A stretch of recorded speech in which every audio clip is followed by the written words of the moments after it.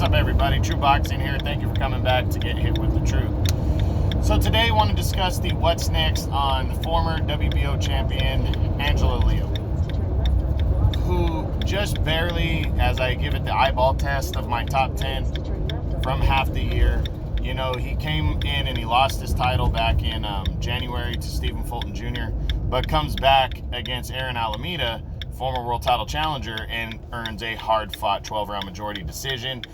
For me, that's keeping him right at the tail end of the top 10, and deservedly so. You know, he's a good fighter, and, you know, he deserves to be in there, you know, right in that area. Remember, he beat a good undefeated prospect on the rise in Tremaine Williams. You know, it was a last-minute type fight, but he still got the win. To win the vacant title. Winning there against Stephen Fulton Jr., he got outworked for 12 rounds, you know, and outclassed, but, you know, he fought hard. He didn't, you know, go in there and just lay down for him, so I was impressed with that. And then the other fight, this fight right here against Aaron Alameda, who's also coming off a tough loss, decision loss to Luis Nery for the title back in September. You know, it was a good, hard-fought victory. He's right there at the back of the top 10 following this win. So now the big question is, what's next for Angelo following this victory? You know he's a PBC guy. I'm going to run him through the top 10 just real quick, kind of see where he lands and belongs. So let's start with, you know, and this is no particular order. This is kind of where I had my top 10 at the beginning of the year. So it's really not in the order that it's supposed to be in as we head into the next 6 months. But I am going to do my mid-year top 10s and update everything. But let's start with originally number one. I'm pretty sure he stays there. The undefeated unified champ, Mirajan Akhmadaliev. Well, Akhmadaliev wouldn't be interested in this fight, in my opinion, either way. But a couple things are going to hold this up. One, he has a mandatory defense against Ronnie Rios, the veteran, coming up.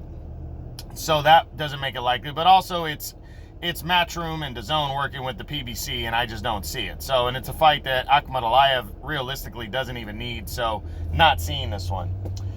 Next up is Luis Nery, the former WBC champion. Well, Nery just got knocked out against Brandon Figueroa in a tough fight. I really don't think a guy like Angelo, they're both with the PBC. I don't think a guy like Angelo is who he wants to fight going back into it after a tough knockout loss to Brandon Figueroa, because Leo has that brawling type style, and I just don't think that's a fight that Nery's going to want. It could happen because they are PBC guys, but I really don't think Nery's going to want that. Next, Daniel Roman, the former unified champ. You know, I wouldn't be surprised if Roman gave Angelo a chance. Roman wants to get in line for Stephen Fulton Jr. or the winner of Fulton and Brandon Figueroa. Both these guys are going to be available to fight each other heading into the second half of the year as Roman waits around for a possible title shot. We know Fulton and Brandon Figueroa are likely going to fight each other. So why not, since they're both with the PBC, why not Roman versus Angelo later in the year? I think that would be a fun, good fight. It could be a mandatory fight to step in line for the winner of that big unification bout. So I think that's very possible. You got veteran Ryosuke Iwasa, the former champion. I mean, another fight I wouldn't mind him seeing. Iwasa has fought with the PBC before, so I think he would work with them again. And his fight with Akhmadaliev, to his defense, got stopped prematurely. I think he wants to jump back in feet first, and I don't think Angelo would be a bad opponent for him. So I can see that one realistically in the second half of the year.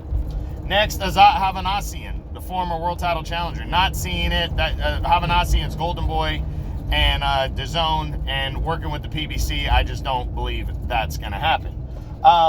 Next, the undefeated unified champ, Brandon Figueroa. Figueroa's lined up to unify belts against Stephen Fulton Jr. September 11th.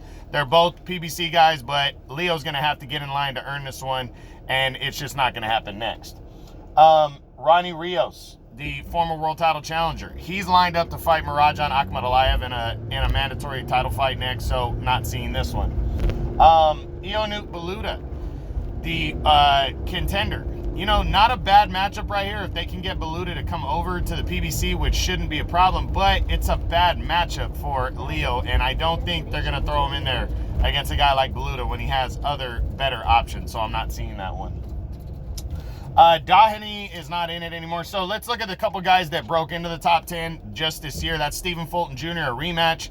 That's not going to happen next, but if Leo wants some redemption and wants a chance to fight against him, you know, he can earn that rematch at some point, but it's not going to happen next. Fulton's fighting Brandon Figueroa to unify belts.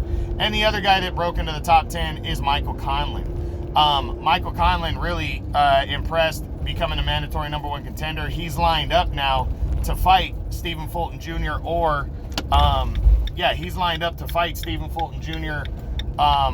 You know, once he's done with Brandon Figueroa. So Michael Conlan, plus that's ESPN and Top Rank going against Angelo Leo in the PBC. Unless it's a forced fight, it's not going to happen, so I don't see that one. But a couple real possibilities for Angelo Leo to jump right back into the picture. Again, I like the fight with Daniel Roman. I think it makes a ton of sense for both guys. So I really dig that fight. I think it's a fight that should be made and could be made.